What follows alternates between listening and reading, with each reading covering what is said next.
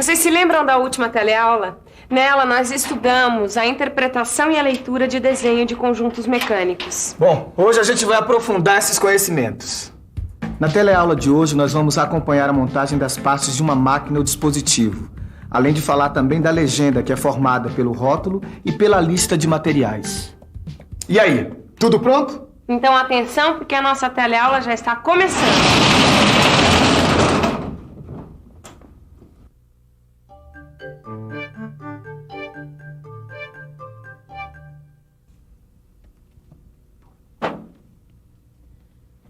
Hoje a gente vai ver o desenho de conjunto. É isso mesmo. O desenho de conjunto é o desenho da máquina, dispositivo ou estrutura metálica, com suas partes montadas. E partes montadas significa que as peças são representadas na mesma posição que ocupam no conjunto mecânico. Para entender melhor os desenhos para execução de conjunto mecânico, o primeiro conjunto que a gente vai ver é esse grampo fixo aqui, olha, que eu estou desenhando. O grampo fixo é uma ferramenta utilizada para fixar peças temporariamente. As peças a serem fixadas ficam neste espaço. Ele pode ser reduzido ou ampliado, de acordo com o movimento rotativo deste manípulo, que aciona o parafuso e o encosto móvel. Quando este espaço é reduzido, ele fixa a peça e, quando aumenta, solta a peça. Normalmente, Caio, o desenho de conjunto é representado em vista ortográfica. Repare que cada peça que compõe o conjunto é identificada por um numeral. E pelo visto esse numeral tem que ser bem grande, para facilitar a leitura, tá certo? Certíssimo. Aliás, a numeração das peças segue o sentido horário, para simplificar a leitura. E para não deixar nenhuma dúvida, os numerais são ligados a cada peça por linhas de chamada. Linhas de chamada? As linhas de chamada são representadas com linha contínua estreita. Sua extremidade termina com um ponto, quando toca a superfície do objeto. Quando toca a aresta ou o contorno do objeto, termina com seta. Só tem uma coisa que eu ainda não entendi direito, Edgar. Qual é a vantagem das peças serem desenhadas da mesma maneira como elas devem ser montadas no conjunto? Põe a caçola para funcionar, né? Já sei. É que assim é mais fácil de perceber a relação entre as peças e desse jeito deduzir o funcionamento de cada uma delas. Sabe, Nilza, geralmente o desenho do conjunto em vistas ortográficas, ele não parece cotado, mas quando o desenho do conjunto for utilizado por uma montagem, as cotas básicas podem ser indicadas. Isso pode ser muito bom no caso de uma peça desconhecida para a pessoa que vai montá-la. Exatamente. Por exemplo, para que todo mundo saiba como que esse conjunto pode ser montado, a gente ainda pode usar a perspectiva isométrica. Perspectiva isométrica é a perspectiva em que as medidas são iguais às medidas do conjunto desenhado. Isso pode ser feito usando a escala, conforme é feito em mapas geográficos. De qualquer modo, uma perspectiva como esta representa o conjunto montado. Agora, uma outra maneira de representar o conjunto é através do desenho de perspectiva não montada. As peças são desenhadas separadas, mas ainda assim permanece clara a relação que elas mantêm entre si. Esse tipo de representação também é chamado de perspectiva explodida. Você guardou bem o nome? Mas atenção, raramente os desenhos em perspectiva são utilizados para fornecer informações para a construção de peças. É verdade, viu? O uso da perspectiva é mais comum nas revistas e nos catálogos técnicos. Por isso, é melhor você aprender a interpretar os desenhos para execução de conjuntos mecânicos em projeção ortográfica, que é a forma de representação empregada nas indústrias. Bom, se essa é a forma de representação empregada pelas indústrias, eu acho melhor começar a interpretar os desenhos de execução desse grampo fixo. Já que é assim, que tal começar pela interpretação da legenda? Por mim, tudo bem. Então vamos para o desenho. Repare no conjunto do grampo fixo desenhado nessa folha de papel normalizada. No desenho para execução, a legenda é muito importante. Ela fornece informações indispensáveis para a execução do conjunto mecânico. A legenda é constituída de duas partes, um rótulo e a lista de peças. Bom, então quer dizer que o jeitão da legenda e o número de informações que ela contém vai ser sempre do mesmo jeito? Não, Caio. A disposição e o número de informações pode variar de caso para caso. Mas e no nosso caso, hein, Edgar? Como é que a nossa fábrica de kart vai fazer? Bom, geralmente são as empresas que criam suas próprias legendas de acordo com suas necessidades, né? Bom, eu acho que nós vamos ter que fazer o mesmo. Lembrando que apenas o cumprimento da legenda que é normalizado. Olha aqui, Anderson. Esta aqui é a legenda criada para o nosso curso. Ah, é fácil interpretar a legenda do desenho de conjunto. É só ler as informações que estão no rótulo e na lista. Só que para facilitar a leitura do rótulo e da lista de peças, é melhor analisar um depois do outro. Para não fazer confusão, vamos falar primeiro do rótulo. As informações mais importantes contidas no rótulo são o nome do conjunto mecânico, o tipo de desenho.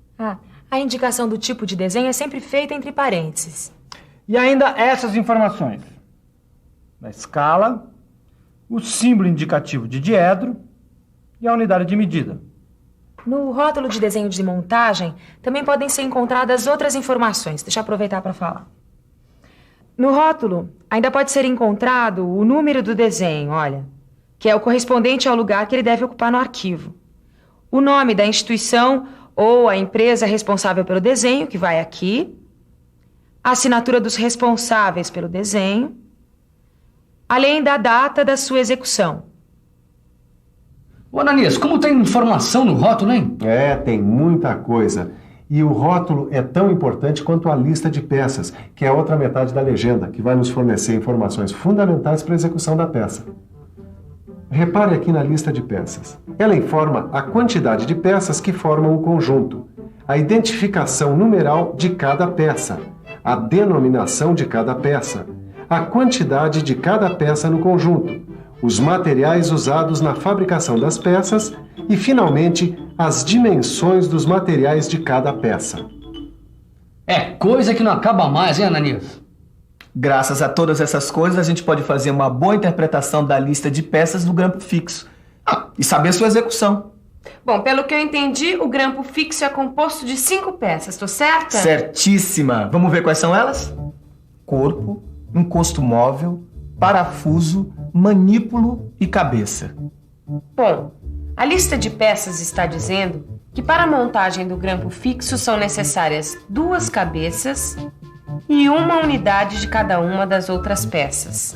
A lista de peças nos diz também que todas as peças são fabricadas com aço ABNT 1010 a 1020, que é padronizado. Os 2 primeiros algarismos dos numerais 1010 e 1020 indicam o material a ser usado. Neste caso, é o aço carbono. E por que são diferentes os 2 últimos algarismos dos numerais 1010 e 1020? Porque eles indicam a porcentagem de carbono existente no aço. Ó. Neste caso do grampo fixo, né? A porcentagem de carbono pode variar entre 0,10% e 0,20%. É que todas as peças de grampo fixo são fabricadas com o mesmo tipo de aço, né? Mas as seções e as medidas do material de fabricação são variáveis. Veja aqui os símbolos que indicam as variações das seções. Olha só as indicações das seções. Repare que a seção do aço do corpo é retangular. E as seções dos aços, do parafuso, do manípulo e das cabeças, são circulares. Esse símbolo aqui indica que o material de fabricação é chapa. E ele, acompanhado de um numeral, indica a bitola da chapa. Mas será que você sabe o que é bitola?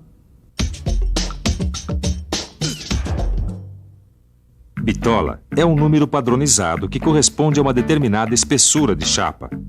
Portanto, este símbolo na frente do número 16 significa uma chapa de bitola 16. Existe uma correspondência entre as bitolas e as espessuras de chapa que pode ser encontrada nas tabelas de chapas.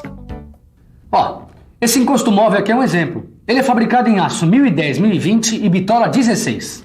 Aliás, você sabia que a espessura da chapa bitola 16 corresponde a 1,52 milímetros? Vamos aproveitar e ler as medidas do aço utilizado na fabricação do grampo fixo.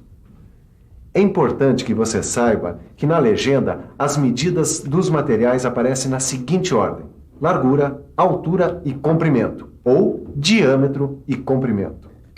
Repare que as medidas do aço para a fabricação do corpo são 19,5 milímetros de largura, 63,5 milímetros de altura e 66 milímetros de comprimento.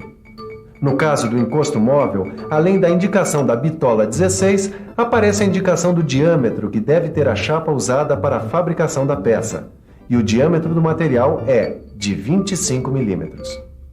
Olha, Edgar, só agora eu tô vendo como a interpretação da legenda do desenho de conjunto é importante para a interpretação do desenho técnico. Importante? É fundamental. Vai ser fundamental para a gente construir o nosso kart.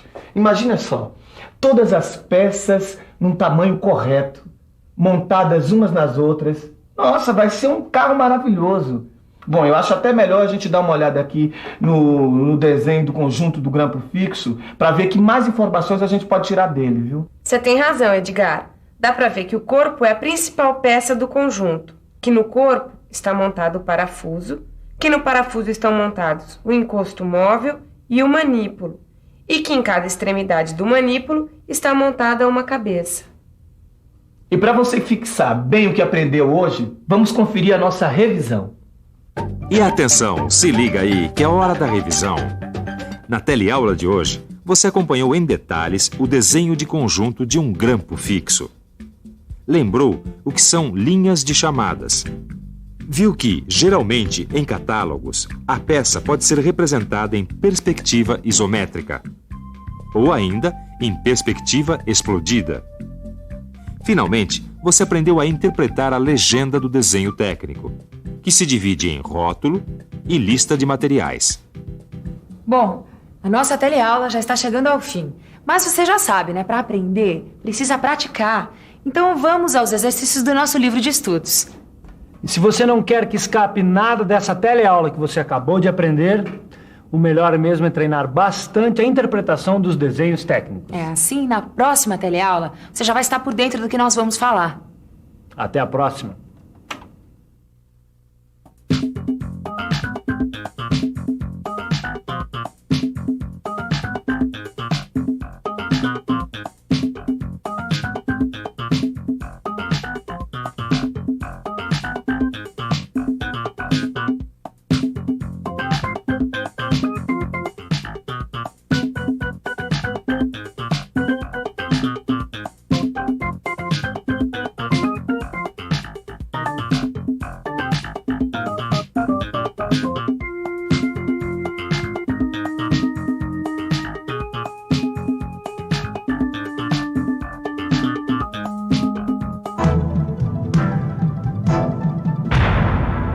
Telecurso 2000, um programa de educação do Sistema Fiesp e da Fundação Roberto Marinho.